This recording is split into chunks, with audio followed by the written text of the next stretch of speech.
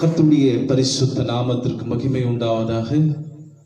இந்த பரிசுத்த ஓய்வு நாளிலே கர்த்தருடைய சமூகத்திலே நாம் மகிழ்ந்து கர்த்தரை நாம் ஆராதிக்கும்படியாக இந்த நாளிலே கூடி வந்திருக்கிறோம். உங்களை அனைவருக்கும் இயேசு கிறிஸ்துவின் நாமத்தினாலே உங்களை வாழ்த்துகிறேன்.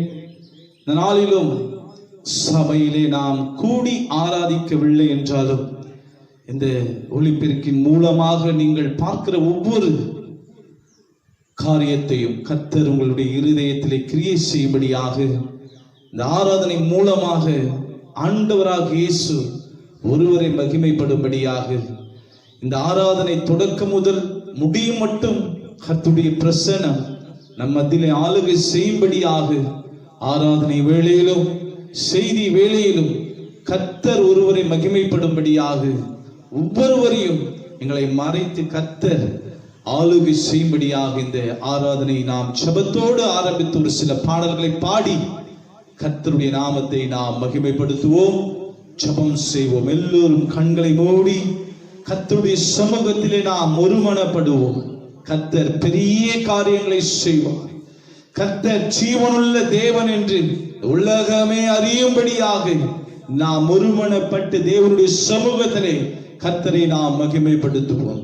நன்றி நன்றி ஆவியானவரே, நன்றி நன்றி நன்றி நன்றி. ஸ்தோத்திரம் கர்த்தாவே, ஸ்தோத்திரம் ஸ்தோத்திரம் ஸ்தோத்திரம் ஸ்தோத்திரம் ஸ்தோத்திரம்.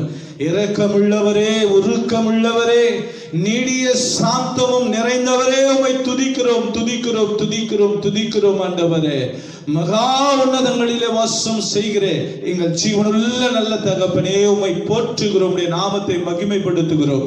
பிதா குமாரன் பரிசுத்த ஆவியானவர் எங்கள் மத்தியிலே ஆளுகை செய்யும்படியாய் ஆண்டவரே இந்த நாளிலும் ஆண்டவரே பரிசுத்த ஓய்வு நாளிலே கூடி வந்திருக்கிற ஒவ்வொருவரும் உம்முடைய சமூகத்தில் ஒப்பு கொடுக்கிறோம். பாடல் வேலையும் உம்முடைய சமூகத்தில் ஒப்பு கொடுக்கிறோம்.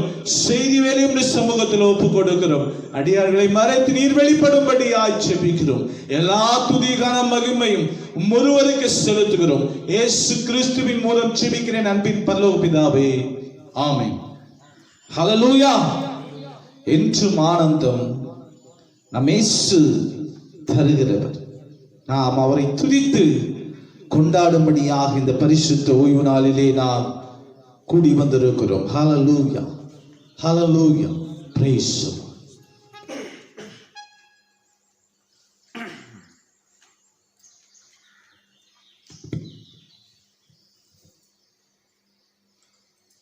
யாவரும் கரங்களை தட்டி கர்த்தரை நாம் மகிமைப்படுத்துவோம். எங்கெல்லாம் கூடி அவருடைய நாமத்தை மகிமைப்படுத்துகிறவர்கள் மத்தியிலே ஆவியானவர் செயல்படுவார்.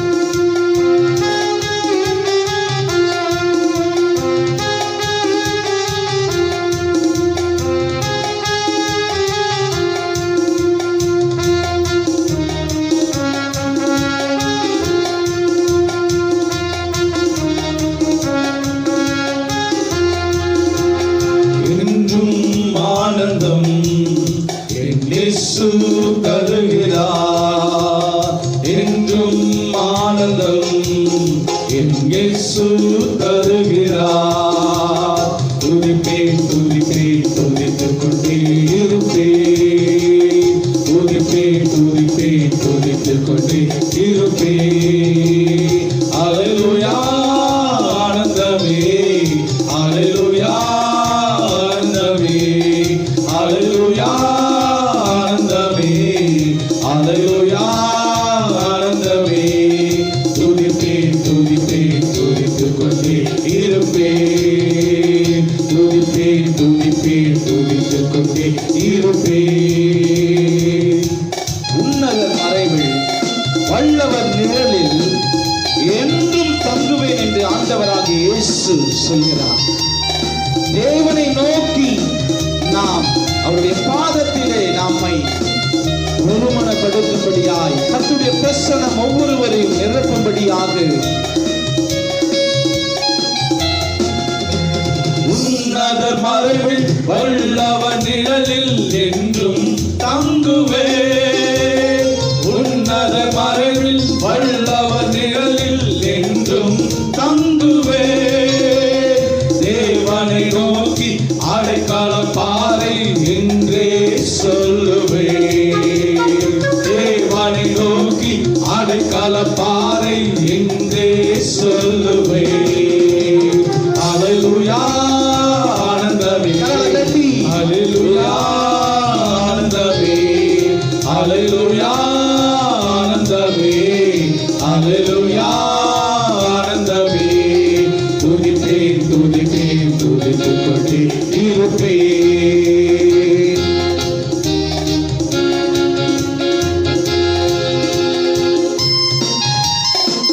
ஒவ்வொரு நாளும் அவருடைய பிள்ளைகளை கர்த்தருடைய சிறகுகளாலே மூடி ஒவ்வொரு நாளும் கர்த்தர் வழி நடத்தி கொண்டு வருகிறார். அவருடைய வசனம் நம்முடைய வாழ்க்கையிலே ஜெயத்தை கொண்டு வருகிற ஒரு பட்டயமாக நம்முடைய வாழ்க்கையில ஒரு கேடகமாக இருக்கிறபடினாலே நாம் மகிழ்ந்து இந்த பரிசுத்த ஓய்வு நாளிலே தேவனை நாம் பாடி மகிமைப்படுத்தும். தமது சிறகா என்னை மூடி காத்து நடத்துவார். தமது சிறகா என்னை மூடி காத்து நடத்துவார். அவரது வசனம் ஆவியின் பட்டயம் எனது கேடகம். அவரது வசனம் ஆவியின் பட்டயம் எனது கேடகம். அல்லேலூயா ஆனந்தமே, அல்லேலூயா ஆனந்தமே இயேசுவே. அல்லேலூயா ஆனந்தமே, அல்லேலூயா ஆனந்தமே.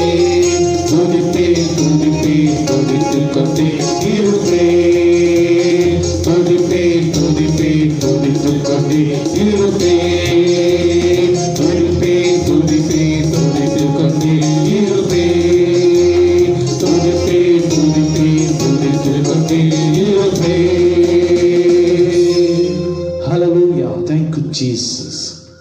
தேவன் ஒவ்வொரு நாளும் அவருடைய சிறகுகளாலே நம்மை மூடி காத்து நம்மை வழி நடத்தி கொண்டு வருகிறார். கர்த்தர் எவ்வளவு பெரிய தேவன் பாருங்க. அவருடைய பிள்ளைகள் இந்த பூமியிலே வெட்கப்பட்டு போகாதபடி கர்த்தர் ஒவ்வொரு நாளும் நம்மை வழி நடத்தி கொண்டு வருகிற தேவாதி தேவனாக இருக்கிறார். ஹல்லேலூயா, ஹல்லேலூயா. இயேசுவின் இரத்தம் நம்மை விடுதலையாக்கி கொண்டிருக்கிறது. ஹல்லேலூயா. Thank you Jesus. Thank you Jesus. நன்றி நன்றி நன்றி நன்றி ஆண்டவரே, நன்றி ஆண்டவரே, நன்றி ஆண்டவரே. இயேசுவின் இரத்தம் நம்முடைய வாழ்க்கையிலே ஜெயத்தை கொண்டு வருகிறது. இயேசுவின் இரத்தம் நம்மை ஒவ்வொரு நாளும் பாதுகாத்து கொண்டு வருகிறது.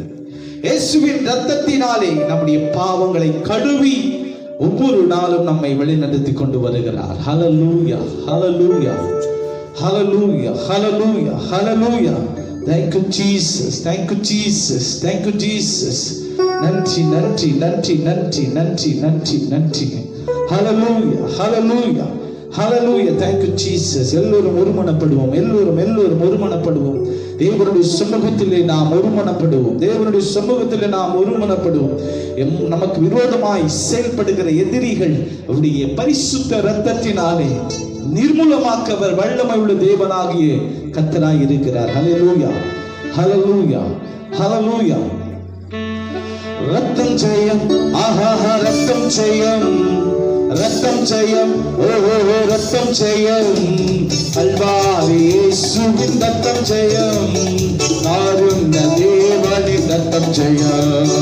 கல்வாரி இயேசுவின் ரத்தம் ஜெயம், காருண்ய தேவனின் ரத்தம் ஜெயம்.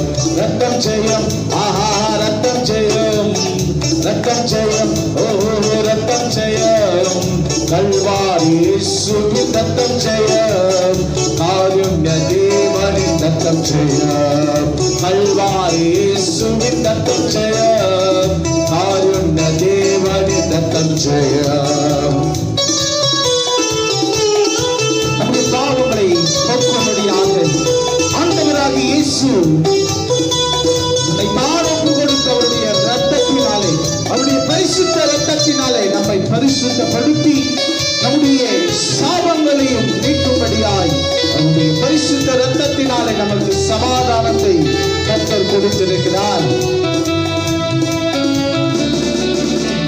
பாவங்கள் போக்கிடும் ரத்தம் ஜெயம், பரிசுத்தமாக்கிடும் ரத்தம் ஜெயம், பாவங்கள் போக்கிடும் ரத்தம் ஜெயம், பரிசுத்தமாக்கிடும் ரத்தம் ஜெயம், சாபங்கள் நீக்கிடும் ரத்தம் ஜெயம், சமாதானம் தந்திடும் ரத்தம் ஜெயம், சாபங்கள் நீக்கிடும் ரத்தம் ஜெயம், சமாதானம் தந்திடும் ரத்தம் ஜெயம், ரத்தம் ஜெயம், ஆஹா ரத்தம் ஜெயம், ரத்தம் ஜெயம், ஓஹோ ரத்தம் ஜெயம், கல்வாரி இயேசுவின் ரத்தம் ஜெயம், காருண்ய தேவனின் ரத்தம் ஜெயம்.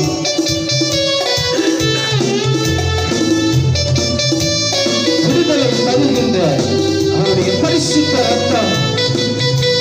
ஆவியானவர் எங்க உண்டு அங்க வெற்றி மேல் வெற்றி உண்டு.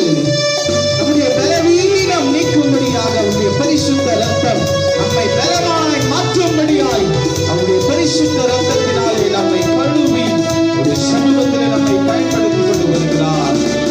விடுதலை தருகின்ற ரத்தம் ஜெயம், வெற்றி மேல் வெற்றி தரும் ரத்தம் ஜெயம், விடுதலை தருகின்ற ரத்தம் ஜெயம், வெற்றி மேல் வெற்றி தரும் ரத்தம் ஜெயம், பலவீனம் நீக்கிடும் ரத்தம் ஜெயம், பலவானை மாற்றிடும் ரத்தம் ஜெயம், பலவீனம் நீக்கிடும் ரத்தம் ஜெயம், பலவானை மாற்றிடும் ரத்தம் ஜெயம், ரத்தம் ஜெயம், ஆஹா ரத்தம் ஜெயம், ரத்தம் ஜெயம், ஓஹோ ரத்தம் ஜெயம், கண்ணுள்ள தேவனின் ரத்தம் ஜெயம், காருண்ய தேவனின் ரத்தம் ஜெயம், ரத்தம் ஜெயம், ஆஹா ரத்தம் ஜெயம், ரத்தம் ஜெயம், ஓஹோ ரத்தம் ஜெயம், கல்வாரி இயேசுவின் ரத்தம் ஜெயம், காருண்ய தேவனின் ரத்தம் ஜெயம், கல்வாரி இயேசுவின் ரத்தம் ஜெயம்,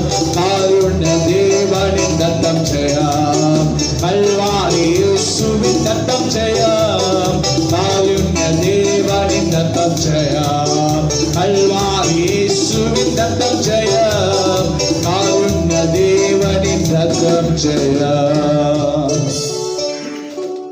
Thank you Jesus. ஸ்தோத்திரம் ஆண்டவரே, ஸ்தோத்திரம் ஆண்டவரே, கர்த்தாவே உமக்கு ஸ்தோத்திரம் ஸ்தோத்திரம் ஸ்தோத்திரம் ஸ்தோத்திரம். எங்களுக்காய் பரிந்து பேசுகிறவரே உம்மை துதிக்கிறோம், ஸ்தோத்தரிக்கிறோம். நாள்தோறும் எங்களை பாதுகாத்து வழி நடத்துகிறவரே உமக்கு ஸ்தோத்திரம் ஸ்தோத்திரம் ஸ்தோத்திரம். இந்த உலகத்திலே உம்முடைய பரிசுத்த இரத்தத்தினாலே ஆண்டவரே நீதிமானாக்கும்படியாக நீ செய்தீரே, உமக்கு ஸ்தோத்திரம் ஸ்தோத்திரம் ஸ்தோத்திரம் ஆண்டவரே. நித்திய ஜீவன் உலகத்திலே நீர் கொடுக்கிறதற்காய் நன்றி நன்றி நன்றி ராஜா, நன்றி தகப்பனே. உம்முடைய காருண்ய அன்பினாலே எங்களுடைய பாவங்களை நீர் கழுவினீரே, எங்களுடைய அக்கிரமங்களை கழுவினீரே, எங்களை பரிசுத்தப்படுத்தினீரே. உம்முடைய சமூகத்தில் நிற்க ஆண்டவரே ஒரு வாய்ப்பை கொடுத்தீரே, உமக்கு நன்றி நன்றி நன்றி நன்றி ராஜா. உங்களுடைய பிரசன்னத்தினாலே நாங்கள் இந்த உலகத்தில் சிறகில்லாமல் பறக்கும்படியாக, உங்களுடைய சமூகத்திலே குறைவில்லாமல் வாழும்படியாய் ஒரு வாய்ப்பை கொடுத்தீரே, உமக்கு நன்றி நன்றி நன்றி நன்றி. Thank you Jesus, thank you Lord, thank you Jesus. நன்றி நன்றி. உங்க பிரசன்னத்தில் சிறகில்லாமல் பறக்கிறேன், உங்க சமூகத்தில் குறைவில்லாமல் வாழ்கிறேன். எல்லோருமே சொல்லுமா, உங்க பிரசன்னத்தில் சிறகில்லாமல் பறக்கிறேன், உங்க சமூகத்தில் குறைவில்லாமல் வாழ்கிறேன். என் தஞ்சமானீரே, என் கோட்டையானீரே, என் துருகமானீரே, என் நண்பரானீரே. என் தஞ்சமானீரே, என் கோட்டையானீரே, என் துருகமானீரே, என் நண்பனானீரே. உங்க பிரசன்னத்தில் சிறகில்லாமல் பறக்கிறேன், உங்க சமூகத்தில் குறைவில்லாமல் வாழ்கிறேன்.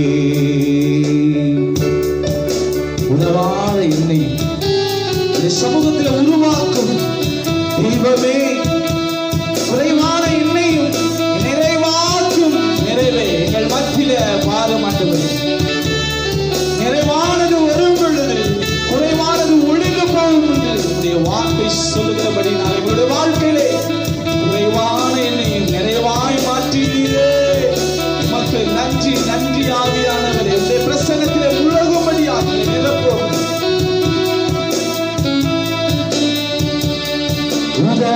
உதவாத என்னையே உருவாக்கும் உறவே, குறைவான என்னையே நிறைவாக்கும் நிறைவே. உதவாத என்னையே உருவாக்கும் உறவே, குறைவான என்னையே நிறைவாக்கும் நிறைவே. உங்க பிரசன்னத்தில் சிறகில்லாமல் பறக்கிறேன், உங்க சமூகத்தில் குறைவில்லாமல் வாழ்கிறேன். பொய்யான வாழ்க்கையில் உலகத்திலே வாழ்ந்து கொண்டிருக்கிறேன். எங்களையும் மெய்யாய் நீர் மாற்றினீரே. மண்ணான எங்களையும் ஆண்டவருடைய கண்கள் கண்டது. ஆண்டவருடைய கண்களிலே எங்களுக்கு கிருபை கிடைக்கும்படியாய் ஆவியானவரே எங்கள் மத்தியிலே வாரும். பொய்யான வாழ்வை மெய்யாக மாற்றினீ, மண்ணான என்னை உன் கண்கள் கண்டதே. பொய்யான வாழ்வையே மெய்யாக மாற்றினீ, மண்ணான என்னை உன் கண்கள் கண்டதே.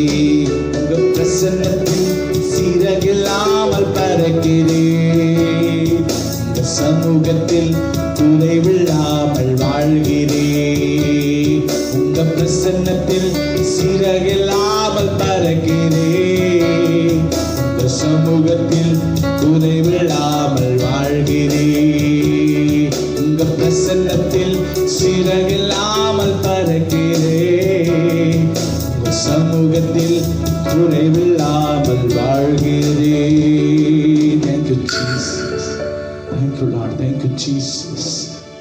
Glory, glory, glory. நன்றி நன்றி நன்றி ஆவியானவரே. நன்றி நன்றி நன்றி நன்றி நன்றி ராஜா. என்னையும் எங்களையும் அதிகமாக நேசித்து நீர் வருகிறது நம்முடைய கிருபைக்காக. உடைய கண்களில் எங்களுக்கு கிருபை கிடைக்கும்படியாய் செய்தீரே. நன்றி. உடைய பிரசன்னத்திலே எங்களை நிரப்பினீரே. உமக்கு நன்றி ராஜா. பொய்யான வாழ்க்கை இந்த உலகத்தில் வாழ்ந்து கொண்டிருக்கிற எங்களை ஆண்டவரே மெய்யாய் நீர் மாற்றினீரே. நன்றி நன்றி நன்றி நன்றி ராஜா. நன்றி ராஜா. என் தஞ்சமானீரே, என் கோட்டையானீரே, என் துர்கமானீரே. ஆண்டவரே தாவீது வனாந்திரத்தில் உம்மை நோக்கி கூப்பிடும் பொழுது ராஜா அவருடைய ஜெபத்திற்கு நீர் பதில் கொடுத்தீரே. தேசம் முழுவதும் இயேசுவின் நாமத்தினாலே எல்லா மக்கள் ரட்சிக்கப்பட உதவி செய்யுங்க. தேசத்திலே ராஜா ஆண்டவரே இயேசுவை அறிகிற அறிவை ஆண்டவரை பெற்றுக் கொள்ளும்படியாய் ஒரு வாய்ப்பை நீர் தாரும் ஆண்டவரே. கொள்ளை நோய்கள் இயேசுவின் நாமத்தினாலே எடுத்து போடும் ஆண்டவரே. எல்லா தேசம் முழுவதும் இயேசுவின் நாமத்தினாலே ரட்சிக்கப்பட ஜீவனுள்ளவர் இயேசு ஒருவரே என்று அறியும்படியாய் ஞானத்தை தாரும். புறப்பட்டுக் கொள்ளும் இந்த நாளிலும் ஆண்டவரே தேவ செய்தி கொடுக்கிற தாசனுடைய சமூகத்தில் ஒப்புக் கொடுக்கிறோம். நீர் பேசும் ஆண்டவரே, நீர் புறப்பட்டுக் கொள்ளும். நீதியான காரியங்கள் சமூகத்தில் ஒப்புக் கொடுக்கிறோம். எல்லா மகிமையும் கனமும் ஒருவருக்கு செலுத்துகிறோம். இயேசு கிறிஸ்துவின் மூலம் ஜெபிக்கிற நண்பின் பரலோக பிதாவே, ஆமென். பிரைஸ் ஹல்லேலூயா, ஹல்லேலூயா. இப்பொழுது நம் மத்தியிலே கர்த்தருடைய வார்த்தை பகிர்ந்து கொள்ளும்படியாக சகோதரர் ராஜேந்திர அவர்கள் நம்மதிலே கர்த்தருடைய வார்த்தை பகிர்ந்து கொள்வார்கள். பிரைஸ். கர்த்தருடைய பரிசுத்த நாமத்திற்கு மகிமை உண்டாவதாக. ஆண்டவராகிய இயேசு கிறிஸ்துவின் நாமத்தினாலே உங்கள் அனைவருக்கும் கூட எங்களுடைய அன்பின் வாழ்த்துக்களை நாங்கள் தெரிவித்துக் கொள்கிறோம். செய்திக்கு முன்பாக நம்முடைய தலைகளை சாத்தி ஒரு சிறிய ஜெபத்தை ஏறெடுத்த பிறகு நாம் செய்திக்குள்ளாக நாம் கடந்து போகலாம். எல்லோரும் கண்களில் மூடி ஆண்டவரை நோக்கி பார்ப்போம். பிரியமானவர்களே, எங்கள் அன்பின் பரலோகத்தின் தகப்பனே, பிதா குமாரன் பரிசுத்த ஆவியானவரே, இந்த காலை வேளைக்காக உம்மை துதிக்கிறோம், சோதரிக்கிறோம் ராஜா. இந்த கிருபையின் நாளிலே உம்முடைய திருச்சபையிலே சேர்ந்த ஆண்டவரே, ஆம் ராஜா, உம்முடைய வார்த்தைகளை தியானிக்கும்படி நீர் கொடுத்தது நல்ல கிருபைக்காக நன்றி செலுத்துகிறோம். என்னை முழுவதுமாக இப்படி சிறுப்பினால் மறைத்து நீர் பேசும் ஆண்டவரே. நீர் என்ன பேச சித்தமுள்ளவர் அறிக்கையிடும் அந்த காரியங்களை நீர் பேசும், நீர் வழிபடுத்தும். என் அன்பின் ஆண்டவரே இயேசு கிறிஸ்து மூலம் ஜெபிக்கிறோம் எங்கள் ஜீவன் நல்ல பிதாவே, ஆமென். பிரியமானவர்களே, இப்பொழுது யோவான் சுவிசேஷம் 21ஆம் அதிகாரத்திலிருந்து நாம் ஒரு சில காரியங்களை வாசித்து அதிலிருந்து கர்த்தருடைய செய்தி இன்றைக்கு நாம் கற்றுக்கொள்ளலாம். யோவான் சுவிசேஷம் 21ஆம் அதிகாரம் முதல் வசனத்தை நான் வாசிக்கிறேன், கவனிங்கள். இவைகளுக்கு பின்பு இயேசு திபேரியா கடற்கரையிலே மறுபடியும் சீஷருக்கு நம்மை வெளிப்படுத்தினார். வெளிப்படுத்தின விவரமாவது, சீமோன் பேதுருவும் திதிமு என்னப்பட்ட தோமாவும் கலிலேயா நாட்டில் உள்ள கானா ஊரானாகிய நாத்தான்வேலும் செபதேயுவின் குமாரரும் அவருடைய சீஷரில் வேறு 2 பேரும் கூடியிருக்கும் பொழுது சீமோன் பேதுரு மற்றவர்களை நோக்கி, மீன் பிடிக்கப் போகிறேன் என்றார். அதற்கு அவர்கள், நாங்களும் உம்முடனே கூட வருகிறோம் என்றார்கள். அவர்கள் புறப்பட்டு போய் உடனே படவேறினார்கள். அந்த ராத்திரியிலே அவர்கள் ஒன்றும் பிடிக்கவில்லை. என் அன்பு தேவனுடைய பிள்ளைகளே, கடந்த வாரம் ஈஸ்டர் தினத்தை முடித்து முதல் வாரத்திலே இன்றைக்கு நாம் கர்த்தருடைய சபையில் ஆலயத்திலே நாம் கூடி வந்திருக்கிறோம். இன்றைக்கு இந்த முதல் வசனம் நமக்கு என்ன போதிக்கிறது என்று சொன்னால், இவைகளுக்கு பின்பு. கவனிக்க பிரியமானவர்களே, இவைகளுக்கு பின்பு என்றால் எவைகளுக்கு பின்பு என்று முன்பாக இருக்கிற அந்த அதிகாரத்தில் நாம் பார்த்தால், இயேசுவினுடைய மரணம், அவருடைய உயிர்த்தெழுதல், இவைகள் எல்லாவற்றிற்கு பின்பு சீஷர்கள் ஓரிடத்தில் கூடியிருந்தார்கள். அவங்க எத்தனை பேர் கூடியிருந்தார்கள் என்று எண்ணி பார்த்தால் ஒரு 7 பேர் அந்த இடத்துல கூடியிருக்கிறார்கள். அவர்கள் கூடியிருக்கும் போது பேதுரு அவரிடத்துல ஒரு வார்த்தை சொல்கிறான், நான் மீன் பிடிக்க போகிறேன் என்றான். அப்பொழுது மற்ற சீஷர்களும், நாங்களும் உம்மோடு கூட வருகிறோம் என்றார்கள். பிரியமானவர்களே, நன்றாக நம்ம இந்த பகுதியை நாம் வாசித்து பார்த்தால், இவைகளுக்கு பின்பு இயேசுவுடைய மரணம், அவருடைய உயிர்த்தெழுதல் எல்லாவற்றிற்கு பின்பு இயேசு தம்முடைய சீஷர்களுக்கு தாம் உயிரோடு இருக்கிறவராக அவர்களுக்கு வெளிப்படுத்தின பின்பு 2 முறை தம்மை அவர்களுக்கு சீஷர்களுக்கு வெளிப்படுத்தினாரா. முதல் முறை போகும்போது தோமா அவர்களோடு கூட இல்லை. தோமாவுக்காக மற்றொரு முறை அவர் மறுபடியும் அவரிடத்தில் போய் பிரவேசித்து தாம் உயிரோடு இருக்கிறவராக அவர்களுக்கு காண்பித்து தம்முடைய காயங்களை காட்டி அவர் உயிர்த்தெழுந்தார் என்பதை அவர்களுக்கு தெளிவுபடுத்தினார். இவையெல்லாம் தெளிவுபடுத்தின பின்பு இந்த சீஷர்கள் என்ன செய்ய போகிறார்களா? மீன் பிடிக்க போனார்கள் என்று வேதத்தில் நான் பார்க்கிறேன். எதற்காக இயேசு தம்மை உயிரோடு இருக்கிறவராக அவர்களுக்கு காண்பிக்க வேண்டும்? எதற்காக அவர்களுக்கு காண்பித்தார்? ஆனால் இவர்கள் என்ன செய்கிறார்கள்? மீன் பிடிக்க போனார்கள் என்று சொல்லி நான் வேதத்தில் பார்க்கிறோம். பிரியமானவர்களே, அவர்கள் ஒரு மீன்றை கூட அவர்கள் பிடிக்கவில்லையா? ராம் முழுவதும் பிரயாசப்பட்டிருக்கிறார்கள், ஒரு மீனும் அவர்களால் பிடிக்க முடியாமல் போனது. கடைசியாக அவர்கள் திரும்பி வரும்போது கரையிலே ஆண்டவராய் இயேசு கிறிஸ்து உட்கார்ந்து அவரிடத்தில் கேட்கிறாரா, உங்களிடத்தில் ஏதாவது மீன்கள் இருக்கிறதா என்று சொல்லி கேட்டார். அவரிடத்தில் ஒன்றுமில்லை. அவர்கள் வெறும் கையோடு கூட அவர்கள் கரையில் வந்து கொண்டிருந்தார்கள். அப்பொழுது இயேசு, படகுக்கு வலதுபுறமாய் வலைகளை போடுங்கள் என்று சொன்னபோது அவர்கள் திரளான மீன்களை பிடித்தார்கள் என்று சொல்லி வேதத்தில் நாம் பார்க்கிறோம். அப்போது அவர்கள் மீன்களை கொண்டு வந்தார்கள். இயேசு அங்கே நெருப்பை வைத்துக் கொண்டிருந்தார். அந்த அப்பங்களையும் அந்த மீன்களையும் அவர் புசித்தார்கள் சொல்லி இந்த வேத பகுதி நாம் பார்க்கிறோம். பிரியமானவர்களே, இதிலிருந்து ஒரு 3 காரியங்களை நாம் சுருக்கமாக நான் கடந்து போகிறேன். 21ஆம் அதிகாரம் முதல் வசனம் தொடங்கி 13ஆம் வசனம் வரை, நீங்கள் 14ஆம் வசனம் வரை நீங்கள் வீட்டில் பொறுமையாய் அதை தியானித்து பாருங்கள். அநேக காரியங்களை நீங்கள் கற்றுக்கொள்ள முடியும். முதலாவது, ஏன் இயேசு அந்த கடல் அருகே அவர் போக வேண்டும்?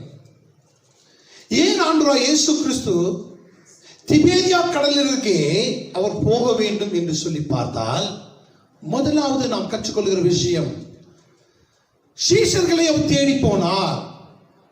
சீஷர்கள் இயேசு தனக்கு கொடுத்த வேலையை மறந்து அவர்கள் மீன் பிடிக்க போனார்கள். அவர்களை தேடி என் ஆண்டவராய் இயேசு கிறிஸ்து அவர் கடற்கரை அருகே அவர்கள் உட்கார்ந்து அவர்களை எதிர்பார்த்து கொண்டிருக்கிறார் ஆண்டவராய் இயேசு கிறிஸ்து. பிரியமானவர்களே, இது பேதுருவுக்கு ஆண்டவர் கொடுக்கிற இரண்டாவது அழைப்பு. முதல் அழைப்பிலே முதலாவது ஆண்டவர் பேதுருவை அழைக்கும் பொழுது இயேசு அவர் கலிலேயா கடல் அருகே ஒரு வந்து கொண்டிருந்தாரா? இந்த காரியங்களை நீங்கள் வேதத்திலிருந்து படித்து பார்க்கலாம். பிரியமானவர்களே, அவர் வரும்போது அந்த கடற்கரையிலே 2 படகுகள் இருந்தது. அப்போது இயேசு ஒரு படவிலே ஏறி உட்கார்ந்தார். அது சீமோனுடைய படகாக இருந்தது. அப்போது இயேசு சீமோனை பார்த்து கொஞ்சம் ஆழத்திற்கு தள்ளு என்று சொல்லி அந்த படவில் இருந்து அந்த ஜனங்களுக்கு அவர் போதித்தார் சொல்லி வேதத்தில் பார்க்கிறோம். அவர் பிரசங்கித்த பிறகு அவர் என்ன சொன்னாரா? பேதுருவை பார்த்து, நீங்கள் மீன்களை பிடிக்க வலைகளை போடுங்கள் என்று சொன்னார். அப்போது பேதுருவும் அவனுடைய சகோதரர் என்ன செய்து கொண்டிருக்கிறார்கள்? வலைகள் அலசி கொண்டிருக்கிறார்கள். ராம் முழுதும் பிரயாசப்பட்டிருக்கிறார்கள், ஒரு மீனும் கிடைக்கவில்லை. அப்போது உம்முடைய வார்த்தையின்படி நாங்கள் வலைகளை போடுகிறோம் என்று சொல்லி அவர்கள் வலைகளை போட்ட போது திரளான மீன்களை பிடித்தார்கள் என்று சொல்லி அந்த இடத்துல பார்க்க முடியும். பிரியமானவர்களே, முதல் அழைப்பை ஆண்டவர் பேதுருவுக்கு கொடுக்கும் பொழுது கூட அங்க நிலைமை என்னவென்று பார்த்தால், பேதுரு ராம் முழுவதும் பிரயாசப்பட்டு ஒரு மீனும் பிடிக்காமல் தங்கள் வலைகளை அலசி கொண்டிருந்தார்கள். அப்போது இயேசு பேதுருவை பார்த்து பேதுருவுக்கு திரளான மீன்கள் கிடைக்கும்படி செய்து, இனி நீங்கள் மனுஷர் படிக்கிறவாக மாற்றுவேன் வா என்று சொல்லி பேதுருவை அழைத்தார். அது முதல் அழைப்பு. அவர் அழைத்து 3.5 வருடம் அவர்களுக்கு பயிற்சி கொடுத்து 3.5 வருடங்கள் அநேக காரியங்கள் கற்றுக் கொடுத்த பிறகு இயேசு மரித்து உயிர்த்தெழுந்த பிறகு கூட அவர்கள் மீண்டும் மீன் பிடிக்க போனார்கள். பேதுரு மீண்டும் மீன் பிடிக்க போனார். பிரியமானவர்களே, ஊழியத்திலே தலைவனாய் முன்னின்று வழிநடத்த வேண்டிய பேதுரு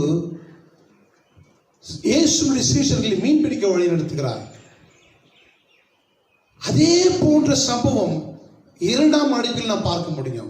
2ஆம் முறையும் இயேசு அழைக்கும் பொழுது இந்த 21ஆம் அதிகாரத்தில் பார்க்கும் பொழுது அதே நிலைமையில் தான் சீஷர்கள் இருக்கிறார்கள். ராம் முழுவதும் பிரயாசப்பட்டு ஒரு மீனும் கிடைக்காமல் அவர்கள் வெறுமையாய் அவள் திரும்பி வருகிறதை இந்த இடத்துல நாம் பார்க்க முடியும்.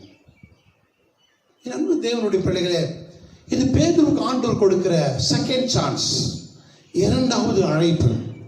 என் ஆண்டவர் எப்படிப்பட்ட ஆண்டவர் என்று சொன்னால், செகண்ட் சான்ஸ் கொடுக்கிற ஆண்டவர், 2வது வாய்ப்பை கொடுக்கிற ஆண்டவர். பிரியமானவர்களே, இன்றைக்கு பிரியமானவர்களே, தேவனுடைய பிள்ளைகளே, உன்னுடைய வாழ்க்கையிலே நீர் அறிந்து கொள்ள வேண்டிய விஷயம், ஒருவேளை நான் ஆண்டவருக்கு தூரமாய் போயிருக்கிறேன், ஐயோ ஆண்டவர் என்னை ரட்சித்த பிறகும் கூட, ஆண்டவர் எனக்கு ஒரு நல்ல காரியத்தை ஆசீர்வாதத்தை கொடுத்த பிறகும் கூட, ஐயோ நான் மீண்டும் பாவத்தில் விழுந்திருக்கிறேன் என்று சொல்லி நீ நினைத்து என்னை ஆண்டவர் திரும்பவும் அழைத்துக் கொள்வாரா என்று நீ சொன்னால், அப்படிப்பட்ட ஒரு நிலைமையில் ஒருவேளை இருப்பாய் என்று சொன்னால், என் ஆண்டவராய் இயேசு கிறிஸ்து திரும்பவும் அழைக்கிறார். பிரியமானவர்களே, he is giving you a second chance,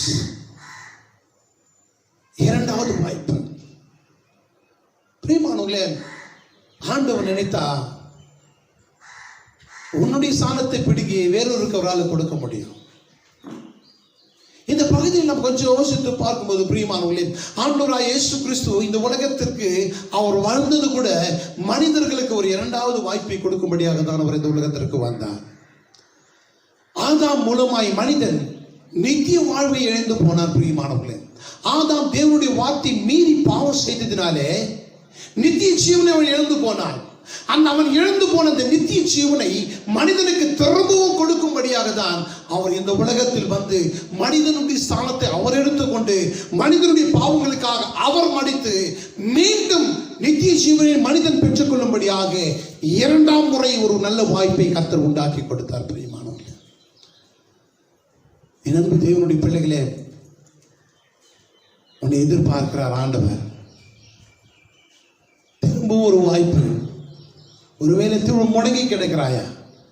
ஐயோ ஒருவேளை நான் சிக்கிக் கொண்டிருக்கிறேனே, திரும்பவும் அந்த ஸ்தானத்தை கர்த்தர் எனக்கு தருவாரா என்று சொல்லி நீங்கள் யோசித்துக் கொண்டிருப்பீர்கள் என்று சொன்னால், நிச்சயமாய் என் ஆண்டவராய் இயேசு கிறிஸ்து நீ இழந்து போன ஸ்தானத்தை அவரால் திரும்பி உனக்கு கொடுக்க முடியும். பிரியமானவரே, கொஞ்சம் இந்த பகுதியில் நாம் யோசித்து பார்த்தால், பேதுரு ஒரு தலைவன், பேதுரு ஒரு கல், இந்த கல்லின் மேல் என் திருச்சபை கட்டுவேன் என்று கர்த்தர் சொன்னாரே.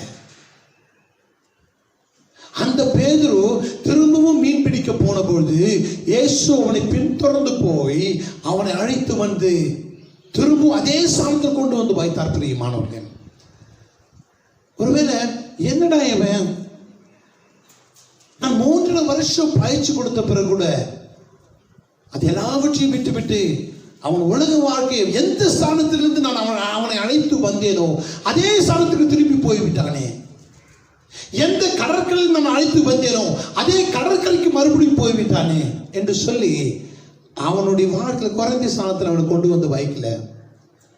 அதே லீடர்ஷிப், அதே தலைமைத்துவத்தை பேதுருக்கு திரும்பவும் கொடுத்தார். பிரியமானவர்களே, ஒருவேளை கர்த்தரை விட்டு தூரமாய் போயிருக்கிற பிள்ளைகள் யாராவது இந்த வசனத்தை கேட்டுக்கொண்டிருப்பீர்களானால் நீங்கள் பயப்படாதீர்கள். பிரியமானவர்களே, நாம் பாவம் செய்யும்போது நம்மை உதறி தள்ளுகிற ஆண்டவர் அல்ல, நம்ம திரும்பவும் சேர்த்துக் கொள்கிற ஆண்டவர், திரும்பவும் வாய்ப்புகளை கொடுக்கிற ஆண்டவர், திரும்பவும் தம்மிடத்தில் அழைத்துக் கொள்கிற ஆண்டவர்.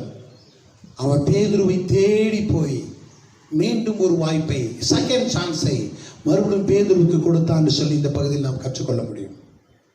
இரண்டாவதாக இந்த பகுதியில் நாம் கற்றுக்கொள்கிற விஷயம் என்னவென்று சொன்னால், பிரியமானவர்களே, பேதுருவுக்கு கர்த்தர் கொடுத்த முதல் அழைப்பிலும் இரண்டாவது அழைப்பிலும் அந்த 2 பகுதிகளை நாம் நிதானித்து ஆராய்ந்து பார்த்தால் இரண்டுமே ஒரே விதமாக ஒரே நிலைமையில் நம்ம அந்த இடத்துல நாம் பார்க்க முடியும், ஒரே விதமான சூழ்நிலை.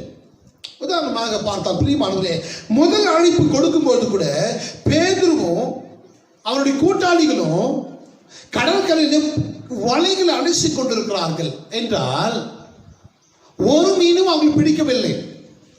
They were empty, failure, தோல்வியில் இருக்கிறார்கள்.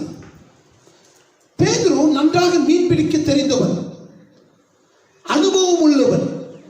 எப்பொழுது எந்த இடத்துல வலைகளை போட்டால் எந்த மீன்கள் கிடைக்கும் என்பது பேதுருக்கு நன்றாக தெரியும். அவருடைய தொழிலே மீன் பிடிக்கிற தொழில். அப்படிப்பட்ட பேதுரு முதல் முறையாக ஒரு தோல்வியை சந்திக்கிறான். அவன் ஒரு மீன் கூட பிடிக்க முடியாமல் அவன் கரையிலே வெறுமையோடு கூட தோல்வியோடு கூட மனம் உடைந்து தங்கள் வலைகளை அழித்துக் கொண்டிருக்கிறார்கள். இன்றைக்கு ஒன்றுமில்லை, நமக்கு வருமானம் இல்லை, இன்று நமக்கு நம்முடைய கஷ்டப்பட்டிருக்கிறார்கள், அதனுடைய பலன் இல்லை, அவருடைய பிரயாசத்திற்கு ஒரு பலனும் இல்லை. They were empty, failure, தோல்வி. அப்பொழுது இயேசு அவரிடத்தில் வந்தார். நீங்கள் ஆழத்திற்கு தள்ளி கொண்டு போய் வலைகளை போடுங்கள் என்று சொன்னார். திரளான மீன்கள் அவர்களுக்கு அகப்பட்டது. தோல்வியின் நிலைமையில் இங்கு இரண்டாவது பகுதியில் நாம் பார்க்கும்போது, இரண்டாவது அழைப்பை கர்த்தர் கொடுக்கும் பொழுது கூட அவர்கள் ராம் முழுவதும் பிரயாசப்பட்டு ஒரு மீனும் கூட பிடிக்க முடியாமல் அவர்கள் திரும்பி வருகிறார்கள். முதல் அழைப்பில் நடந்தது போலவே இங்கேயும் நடக்கிறது. இரண்டாவது அழைப்பிலும் கூட இங்கேயும் தோல்வி, இங்கேயும் வெறுமை, இங்கேயும் பார்த்தால் பிரியமானவர்களே உழைத்திருக்கிறார்கள், பிரயோஜனம் இல்லாமல் இருக்கிறது, பலன் இல்லை. பிரியமானவர்களே, இந்த பகுதியில் நாம் கற்றுக்கொள்கிற விஷயம், இயேசு எதற்காக அந்த கடற்கரைக்கு அவர் போனார் என்று சொன்னால், முதலாவது நாம் பார்த்தோம், பேதுருக்கு செகண்ட் சான்ஸ், இரண்டாவது வாய்ப்பை கொடுக்கும்படியாக என் ஆண்டவராகிய இயேசு கிறிஸ்து இரண்டாவது அழைப்பை கொடுக்கும்படியாக அவர் போனார். இரண்டாவதாக நாம் கற்றுக்கொள்கிற விஷயம், என்னை விட்டு பிரிந்து உங்களால் ஒன்றும் செய்ய முடியாது என்பதை அவர்களுக்கு சொல்லிக் கொடுக்கும்படியாக, அவர்கள் கற்றுக் கொடுக்கும்படியாக என் ஆண்டவராகிய இயேசு கிறிஸ்து திபேரியா கடல் அக்கறைக்கு போனார். பிரியமானவர்களே, எனக்கு பிரியமானவர்களே, இரண்டாவதாக நாம் கற்றுக்கொள்ள விஷயம், என்னை அல்லாமல் உங்களால் ஒன்று செய்ய முடியாது என்று ஆண்டவர் தெளிவுபடுத்துகிறார்.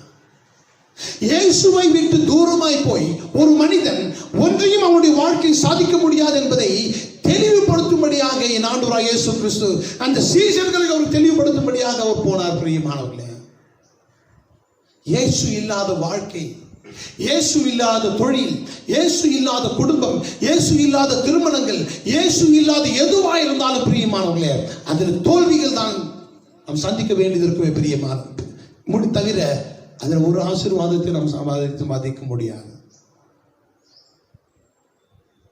இயேசு விட்டு பிரிந்து இயேசுவை தூரமாக வைத்து நாம் ஏதோ செய்து விடலாம், ஏதோ சாதித்து விடலாம் என்று நீ நினைத்தால் அது நிச்சயமாய் முடியாது பிரியமானவர்களே. நீங்கள் என்னிலும் என் வார்த்தைகள் நிலைத்திருக்க வேண்டும் என்று ஆண்டவர் எதிர்பார்க்கிறார். என்னை அல்லாமல் உங்களால் ஒன்றும் செய்ய முடியாது. என் அன்பு தேவனுடைய பிள்ளைகளே, இயேசு எங்கே இல்லையோ அங்கே பிசாசு இருக்கிறான் என்பதுதான் பொருள். எங்கு ஒளி இல்லையோ, ஒளி இல்லாத இடத்துல நிச்சயமாக இருள் காணப்படும், இருள் இருக்கும் என்றால் இருளுக்கென்று ஒரு நேரம் கொடுக்க வேண்டிய அவசியம் இல்லை. ஒளி கடந்து போகும்போதே இருள் தானாய் வந்து சேரும். இயேசு இல்லாத இடத்துல நிச்சயமாய் பிசாசாம வந்து அவன் உட்புகுவான் பிரியமான. ஒரு குடும்பமா இருக்கலாம், தொழிலா இருக்கலாம், ஒரு எந்த காரியமா இருக்கலாம், அங்க இயேசுவைக்கு முதன்மையான ஸ்தானம் கொடுக்கப்படுறது சொன்னா நிச்சயமா பிசாசான வந்து உட்காருவான். தோல்விகள் தான் நான் சந்திக்க வேண்டியிருக்கு. வேதத்தில் அநேக காரியங்கள் பார்க்க முடியும். ஒரு முறை மோசே இஸ்ரவேல் ஜனங்களை வழிநடத்தும் போது அவன் என்ன சொல்றா தெரியுமா? நீர் எங்களுக்கு முன்பாக செல்லாவிட்டால் எங்களை எந்த இடத்திலிருந்து புறப்பட பண்ணாதிரும் ஆண்டவரே என்று சொன்னார். நீங்க எங்களோடு கூட வரலன்னு சொன்னா எங்களை இந்த இடத்திலிருந்து புறப்பட பண்ண வேண்டாம் ஆண்டவரே. You should come with me. எங்களோடு வாருங்கள் ஆண்டவரே என்று சொல்லி மோசே கேட்கிறான் பிரியமானவர்களே. சீஷர்கள் அவ்வளவுதான், இனி இயேசு இந்த ஊழியம், இந்த அற்புதம், இந்த உபதேசம், இந்த சுவிசேஷம் எல்லாம் முடிந்து விட்டது என்று எண்ணி அவர்கள் பழைய தொழிலை செய்யும்படி அவர்கள் கடந்து போனார்கள். அவர்கள் பின்வாங்கி போனார்கள், தோல்விகளை சந்தித்தார்கள் பிரியமானவர்களே. அதை அவர்கள் கற்றுக் கொடுக்கும்படியாக என் ஆண்டவராகிய இயேசு கிறிஸ்து அவர் திபேரியா கடற்கரைக்கு அவர் வந்தார். சீஷர்களை தேடி அவர் வந்தார். மூன்றாவதாக இந்த பகுதியில் நாம் கற்றுக்கொள்கிற விஷயம் என்னவென்று சொன்னால், வாசகம் 11ஆம் வசனம், 23 யோவான் 21ஆம் அதிகாரம் 11வது வசனம். சீமோன் பேதுரு படவில் ஏறி 153 பெரிய மீன்களால் நிறைந்த வலையை கரையில் இழுத்தார். இத்தனை மீன்கள் இருந்தும் வலை கிழியவில்லை. பிரியமானவர்களே, இந்த பகுதியில் மூன்றாவதாக நம்ம கற்றுக்கொள்கிற விஷயம் என்னவென்றால், இப்பொழுது கடலிலே வலைகளை போடும்பொழுது நிச்சயமாய் ஒரு மீனாவது, ஒரு சிறு மீனாவது கிடைப்பது நிச்சயமாக சாத்தியமான ஒன்றுதான். நிச்சயமாய் ஏதோ ஒரு மீன் கிடைப்பது நிச்சயமா கிடைத்திருக்கும். ஆனால் இந்த பகுதியில் வீட்டில் போய் அழகா படித்து வாசித்து பாருங்கள். இயேசு கரையிலிருந்து பேசுகிறார். இயேசு பேசும்போது அவர்கள் கேட்கிறார்கள் என்றால் எவ்வளவு தூரம் இருந்திருக்கும் கொஞ்சம் யோசித்து பாருங்க. இயேசு கரையிலிருந்து பேசும்போது சீஷர்களுக்கு கேட்கிறது என்றால் வெகு தூரம் இல்லை, கிட்ட அருகில் தான், கரைக்கு அருகில் தான் இருந்திருப்பார்கள். இங்க இயேசு என்ன சொல்லுகிறார் சொன்னால், நீங்கள் படகுக்கு வலதுபுறமாய் வலைகளை போடுங்கள் என்று சொன்னபோது அவர்கள் படகுக்கு வலதுபுறமாய் வலைகளை போட்டார்கள். திரளான மீன்களை பிடித்தார்களா? 153 பெரிய மீன்களை பிடித்தாலும் வேதத்தில் நாம் பார்க்கலாம். அவர்கள் ராம் முழுவதும் ஆழத்திலே போய் மீன்களுக்காக வலைகளை விரித்திருக்கிறார்கள். ஒரு மீன் கூட பிடிக்க முடியவில்லை. ஆனால் கரைக்கு அருகே அவர்கள் பேசும்போது கேட்கிறார்கள், சிலர் அருகிலே இருக்கிறார்கள். அவர்கள் வலதுபுறமாய், படகுக்கு வலதுபுறமாய் வலைகளை ஆழத்தில் கொண்டு போக சொல்லலை. இந்த இடத்துல அந்த பகுதி நான் வாசிக்கிற கவனிங்க பிரியமானவர்களே. அந்த வசனத்தை வாசிக்கிறான், 6வது வசனம். அப்பொழுது அவர், நீங்கள் படகுக்கு வலதுபுறமாக வலையை போடுங்கள், அப்போது உங்களுக்கு அகப்படும் என்றார். அப்படியே அவர்கள் போட்டு திரளான மீன்கள் அகப்பட்டதினால் அதை இழுக்க மாட்டாதிருந்தார்கள் என்று சொல்லி பார்க்கிறோம். என்றால் பிரியமானவர்களே, படகுக்கு அருகிலே, கரைக்கு அருகிலே நீங்க போடுங்கள், அகப்படும். அப்போது ராம் முழுவதும் மீன்கள் எல்லாம் எங்கு போனது? கொஞ்சம் யோசித்து பாருங்க பிரியமானவர்களே. ராம் முழுவதும் ஒருவேளை என்ன நடந்திருக்கும் என்றால், ஒருவேளை நான் ஊகித்து சொல்லுகிறேன், கற்பனையாக சொல்கிறேன் பிரியமானவர்களே. ஒருவேளை ஆண்டவராகிய இயேசு கிறிஸ்து அந்த மீன்களுக்கு ஒரு கட்டளை கொடுத்திருக்கலாம். நீங்க எல்லாரும் இன்றைக்கு ராத்திரி முழுவதும் இந்த இடத்துல இருக்கக்கூடாது, இந்த ஏரியாவில் இருக்கக்கூடாது, ஒருவேளை சொல்லி இருக்கலாம். அவங்க எல்லாமே இயேசுடைய வார்த்தைக்கு கீழ்ப்பட்டு தூரமா போய் இருந்திருக்கும். மேபி இருக்கலாம். ஏன்னு சொன்னால் இவர்கள் வலைகளை போட்டு முடியாமல் ஒரு மீன் கூட பிடிக்க முடியாமல் திரும்பி வந்திருக்கிறார்கள். பிரியமானவர்களே, மீன்களுக்கு ஆண்டவர் ஒரு கட்டளை கொடுத்திருக்கலாம், அவங்க தூரமா போயிருந்திருக்கும் அப்படின்னு கற்பனை நான் நினைக்கிறேன். ஏன்னு சொன்னால் இப்போ ஒரு முறை பேதுருவிடத்தில் ஆண்டவர் சொல்லும்போது, நீ போய் உன் தூண்டிலை நீ போடு, அப்போது ஒரு மீன் அகப்படும், அதில் இருக்கிற நாணயத்தை கொண்டு போய் உனக்காக எனக்காக வரி செலுத்து என்று ஆண்டவர் சொன்னார். பேதுரு அதே போல் போய் தன் தூண்டிலை போடும்போது அவன் முதல்ல கிடைக்கிற மீன்ல கிடைத்த அந்த நாணயத்தை கொண்டு போய் இயேசுக்காகவும் பேதுருக்காகவும் அவன் வரி செலுத்துறான்னு சொல்லி வேதத்தில் பார்க்கிறோம். அப்போது மீன்கள் ஆண்டவருடைய வார்த்தைக்கு செவி கொடுக்கின்றன. பிரியமானவர்களே, யோனாவை விழுங்கும்படியாக கர்த்தர் மீனுக்கு கட்டளை கொடுத்திருந்தார். 3 நாள் கர்த்தருடைய வார்த்தைக்கு கீழ்ப்படித்த அந்த மீன் 3 நாள் பட்டினி இருந்தது. பிரியமானவர்களே, 3 நாள் கழித்து அந்த மீன் நேரா எங்கு போனது தெரியுமா? நினைவேக்கு சென்று நினைவே கரையில கக்கினது. ஏன்னால் ஆண்டவர் யோனாவை நினைவேக்கு தான் அனுப்பினார். ஆனால் அவன் தர்ஷீஷுக்கு போகிறான். ஆனால் அந்த மீனை கொண்டு மீனின் மூலமாக யோனாவை நினைவேக்கு கர்த்தர் கொண்டு போனார். மீன்கள் கர்த்தருடைய வார்த்தைக்கு செவி கொடுக்கிறது. கடல் ஆண்டவருடைய வார்த்தைக்கு செவி கொடுக்கிறது. சமுத்திரத்தை பார்த்து இறையாதே அமைதலா என்று கர்த்தர் கட்டளை கொடுத்த பொழுது அது அமைதலா இருந்தது. இயற்கை ஆண்டவருக்கு செவி கொடுக்கிறது. பிரியமானவர்களே, மரத்தை பார்த்து ஆண்டவர் இனி ஒரு காலம் ஒருவனில் கண்ணில் பூசியாதிருக்க கடவுள் என்று சொன்ன போது அது ஒரு மறுநாளை பட்டு போனது, சீக்கிரமா அது பட்டு போனது வேதத்தில் பார்க்கிறோம். என்றால் இயற்கை கர்த்தருடைய வார்த்தைக்கு செவி கொடுக்கிறது. அன்றைக்கு ஆண்டவர் அவருக்கு சீஷர்களுக்கு 3வதாக ஒரு விஷயத்தை கற்றுக் கொடுக்கும்படியாக திபேரிய கடலுக்கு ஆண்டவராகிய இயேசு கிறிஸ்து போனார். என்னவென்றால் 153 என்ற எண்ணிக்கை எபிரேய பாஷையிலே பெனிகா எலோஹீம், இன்னொரு அர்த்தத்திலே பார்த்து சொன்னால் எனி எலோஹீம் என்ற அர்த்தம். பிரியமானவர்களே, எபிரேய பாஷையிலே ஒவ்வொரு எண்ணுக்கும் ஒவ்வொரு எழுத்தும் அர்த்தங்களும் கற்றுக்கொள்ள முடியும். பெனிகா எலோஹீம் என்ற அர்த்தமும் எனி எலோஹீம் என்றால், எலோஹீம் என்றால் I am the Lord thy God, உன் தேவனாகிய கர்த்தர் நானே என்று பொருள். சர்வ வல்லவர் அவர்.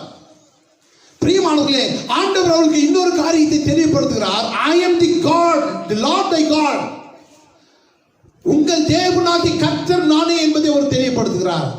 நீங்கள் இந்த சர்வ வல்ல தேவனுடைய பிள்ளைகள் என்பதை அவர்கள் தெரியப்படுத்தும்படியாக என் ஆண்டவராகிய இயேசு கிறிஸ்து திபேரிய கடற்கரைக்கு அவர் போனார். பிரியமானவர்களே, நீங்கள் இந்த உலகத்திற்குரியவர்கள் அல்ல, நீங்கள் என்னுடைய பிள்ளைகள், சர்வ வல்ல தேவனாய் கர்த்தராகிய என்னுடைய பிள்ளைகள்.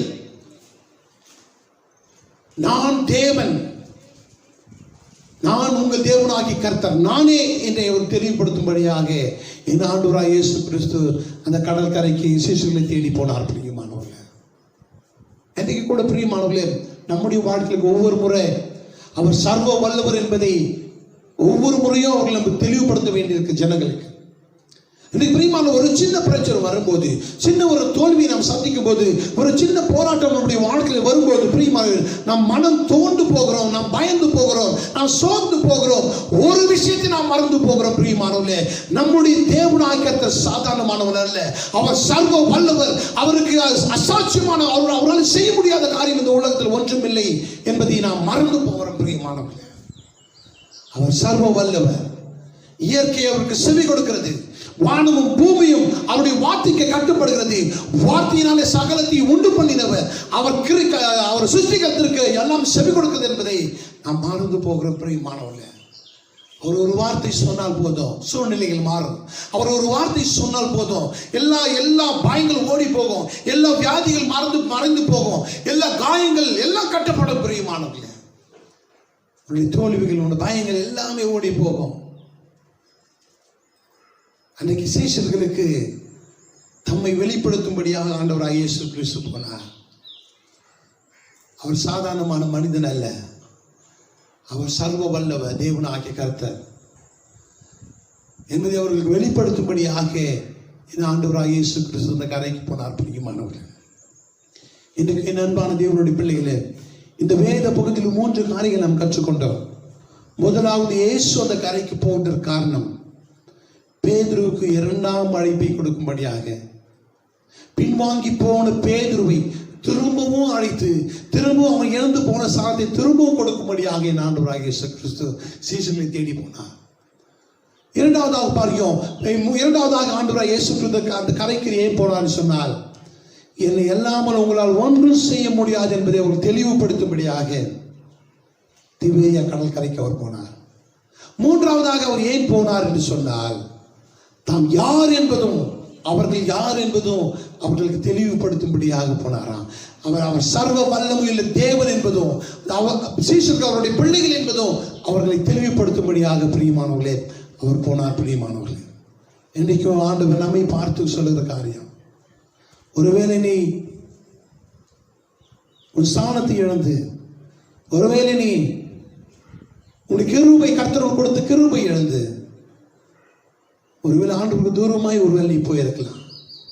பலவீனத்தின் காரணமாக, சோர்வின் காரணமாக, இந்த உலக கவலையின் காரணமாக இன்றைக்கு ஆண்டவர் உன்னையும் தேடி வந்திருக்கிறார். பிரியமானவர்களே, உனக்கு ஒரு வாய்ப்பை திரும்பவும் கொடுக்கும்படியாக, உன் தோல்விகளை மாற்றும்படியாக, உன் அவமானத்திலிருந்து விடுதலை கொடுக்கும்படியாக, உன் வெறுமையிலிருந்து ஆசீர்வாதத்தை கொடுக்கும்படியாக என் ஆண்டவராகிய இயேசு கிறிஸ்து உன்னை தேடி வந்திருக்கிறார். நீ அவருக்கு செவி கொடுப்பாயானால், அவருக்கு இடம் கொடுப்பாயானால், நிச்சயமாய் நீ இழந்த ஸ்தானத்தை கர்த்தர் உனக்கு திரும்பவும் கொடுப்பார், திரும்பவும் உயர்த்துவார், திரும்பவும் ஆசீர்வதிப்பார். கர்த்தர் தாம் இந்த வசனத்தை நம்ம ஆசீர்வதித்து வழி நடத்துவாராக. ஆமென். எல்லோரும் கண்களை மூடி ஆண்டவரை நோக்கி பார்ப்போம். எங்கள் அன்பு தகப்பனே, என்றைக்கு நீர் எங்களோடு பேசின வார்த்தைகளுக்காக நன்றி அப்பா. ஆண்டவரே, பலமுறை ராஜா உடைய வார்த்தைகளுக்கு ஆண்டவரே, ஆம்ராஜ் உமக்கு ஆண்டவரே நாங்கள் தூரமாய் போயிருக்கிறோம் ஆண்டவரே. ஆனால் நாங்கள் உண்மை தேடி வரவில்லை அப்பா, நீங்கள் தான் என்னை தேடி வந்தீர் ஆண்டவரே. நீர் எங்களை திரும்பவும் அழைக்கிற தேவன், திரும்பவும் வாய்ப்புகளை கொடுக்கிற தேவன், திரும்பவும் ரட்சிக்கிற தேவன். நாங்கள் இழந்த சந்தோஷம், இழந்த சமாதானம், இழந்த ஸ்தானம் எல்லாவற்றையும் திரும்பவும் எங்களுக்கு கொடுக்கிற தேவன் அப்பா.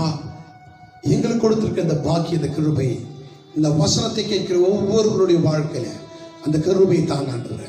அப்ப அந்த ஆசீர்வாதத்தை தாங்கராச்சு, அந்த வாய்ப்புகளை உண்டு பண்ணி தாங்க ஆண்டவரே. ஐயா சோத்திரம் ஆண்டவரே, உம்முடைய சமூகத்தில் காணப்படுகிற அந்த கிருபை தாங்க, அந்த பாக்கியத்தை தாங்க ஆண்டவரே. அப்ப தூரத்திலிருந்து ஒளிபெருக்குமாய் கேட்கிற ஒவ்வொரு பிள்ளைகளையும் ஆசீர்வதிங்க. வசனம் கிரியை செய்யட்டும், நீர் அனுப்பின காரியம் வாய்க்க பண்ணட்டும் ஆண்டவரே.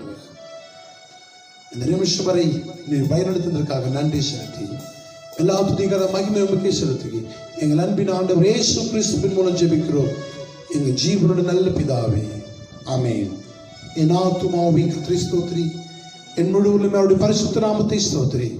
என் ஆத்துமாவே கர்த்தரை ஸ்தோத்திரி, கர்த்தர் செய்த சகல உபகாரங்களையும் மறவாதே. ஆமென். நம்முடைய பிதாவாகிய தேவனுடைய அன்பும் ஆண்டவராய் இயேசு கிறிஸ்துவினுடைய கிருபையும் பரிசுத்த ஆவியானுடைய அந்யோன்ய ஐக்கியமும் வழிநடத்தும் கூடி வந்திருக்கிற யாவருக்கும், தூரத்திலிருந்து இந்த வார்த்தைகளை கேட்டுக்கொண்டிருக்கிற யாவரோடு கூட சதா காலில் துணையாய்ந்து வழிநடத்துவாராக. ஆமென். என் அன்பு தேவனுடைய பிள்ளைகளே, இன்றைக்கு ஆராதனை ஆசீர்வாதமாய் இருக்கத்தக்கதாக இதுக்காக பிரயாசப்பட்ட ஒவ்வொரு பிள்ளைகளையும் கர்த்தர் அவர்களையும் குடும்பங்களையும் ஆசீர்வதித்து உங்களையும் ஆசீர்வதித்து காத்து பயன்படுத்துவாராக. ஆமென்.